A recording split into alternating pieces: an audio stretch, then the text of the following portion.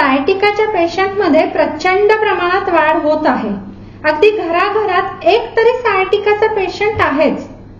सायटिकाच्या patient हल्ली अगदी कमी वयापासून म्हणजे अगदी काही केसेसमध्ये कॉलेज स्टुडंट्सना सुद्धा सायटिका होताना दिसत आहे. हल्ली रोज व्हॉट्सअप ग्रुपवर काही ना काहीतरी सायटिकाची माहिती येते. ही ट्रीटमेंट घ्या, ती ट्रीटमेंट घ्या. मग पेशंट सुद्धा इकडून तिकडे फिरत असतात, कन्फ्यूज होतात. घरच्या घरी पायाला मॉलिश घेणं, मसाज घेणं, कोण गरम पाण्याने शेकतं, कोण थंड पाण्याने शेकतं. बरेचदा लोक कन्फ्यूज होताना दिसतात.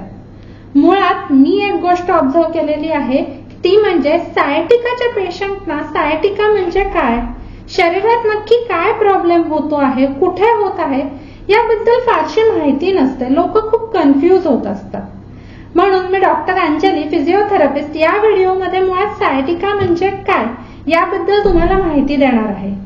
हा व्हिडिओ तुम्ही जरूर शेवटपर्यंत बघा, कारण मला असं वाटतं कुठलाही आजार असेल किंवा कुठलाही त्रास असेल, जेव्हा पेशंटला कळतं ना की तो आजार का होतो आहे, पेशंट जेव्हा स्वतः समजून घेतात त्यामागचं कारण, पेशंट 50% तिथेच बरे होतात. कारण पटापट त्याच्यावर काय उपाययोजना करायची, काय बदल केले पाहिजेत हे पेशंटला स्वतःच कळायला लागतं. सायटिकामध्ये होतं काय तर पाय प्रचंड प्रमाणात दुखायला लागतो, पायाला मुंग्या येतात. काही केसेसमध्ये ऍडव्हान्समध्ये तर अगदी पाय सुन्न पडणं, पायाची ताकद जाणं, पायाचं सेन्सेशन जाणं असं सुद्धा होतं. पाय जरी दुखत असेल तरी मुळात सायटिकाचं जे रूट कॉज आहे ते आपल्या पाठीच्या मणक्यांमध्ये असतं.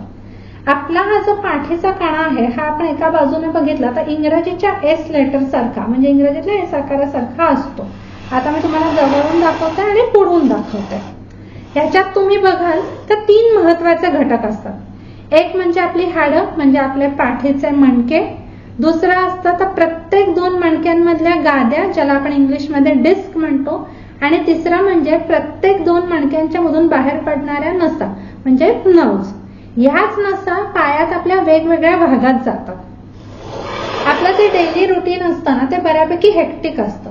खास करून 25 एकदा वय आपण क्रॉस केलं की आपलं बऱ्यापैकी हेक्टिक शेड्यूल असतं. खूप वेळ उभं राहणं, खूप वेळ चालणं, ट्रॅव्हलिंग करणं, कार ड्रायव्हिंग करणं, जड वस्तू उचलणं, लहान मूल उचलणं, अनेक जबाबदाऱ्यातून आपल्याला जावं लागतं. या वेगवेगळ्या जबाबदाऱ्या जेव्हा आपल्या शरीरावर पडतात, अनेकदा काय होतं आपलं शरीर आहे ना इतकं सगळ्या जबाबदाऱ्या घेण्याच्या मनाने स्ट्रॉंग झालेलं नसतं, कमकुवत असतं.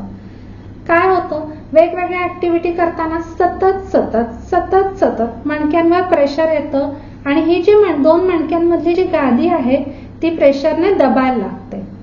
आधी सुरुवातीला तिथल्या तिथे दबते, मग हेच दबण्याचं जेव्हा प्रमाण वाढत जातं त्यावेळी हळूहळू करून ही गादी अशी मागच्या बाजूला फुगायला लागते.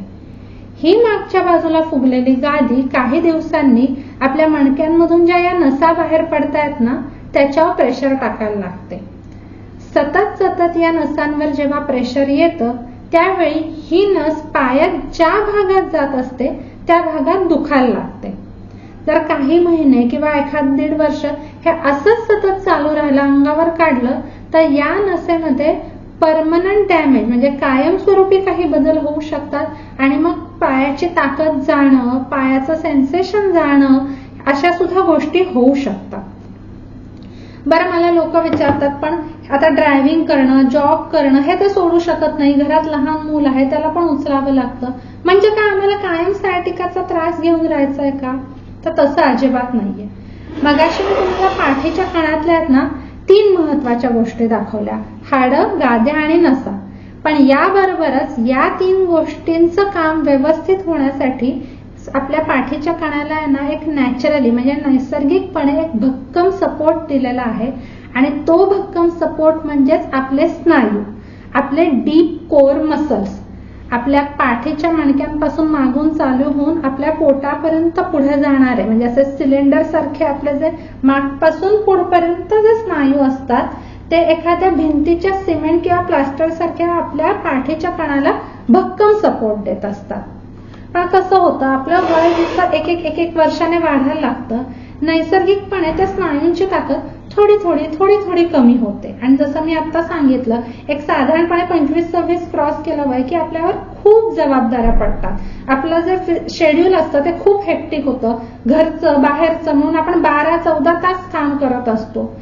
इतका सगळा लोड घेण्यासाठी आपले स्नायू, आपला पाठीचा कणा असतो ना, तो तयार नसतो आणि त्याच्यातूनच मग प्रेशर येऊन गादी बाहेर यायला लागते आणि मग सायटिकाचा त्रास चालू होतो.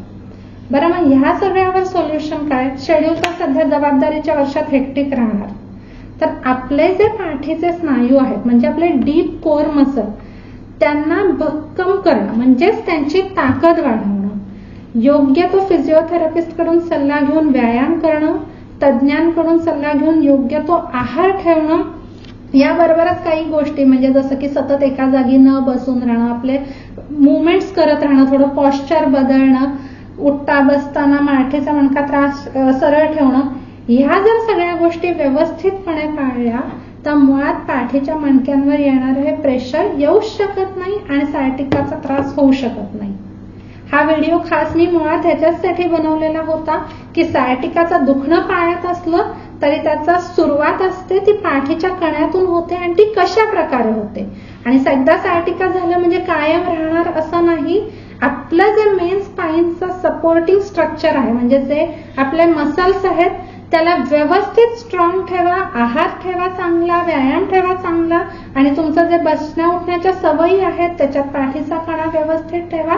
तुम्ही सायटिकातून नक्की बाहेर होऊ शकता किंवा तुम्हाला सायटिका झाला नसेल तरी तुम्हाला टेन्शन घ्यायची गरज नाही, सायटिका होणारच नाही. ही माहिती तुम्हाला कशी वाटली मला कमेंट्स थ्रू सांगा. हा अतिशय महत्वाचा व्हिडिओ आहे, तुमच्या ओळखीच्या जास्तीत जास्त लोकांपर्यंत शेअर करा. असेच वेगवेगळे व्हिडिओ बघण्यासाठी माझं चॅनल सबस्क्राईब करा आणि स्वतःची काळजी नक्की घ्या.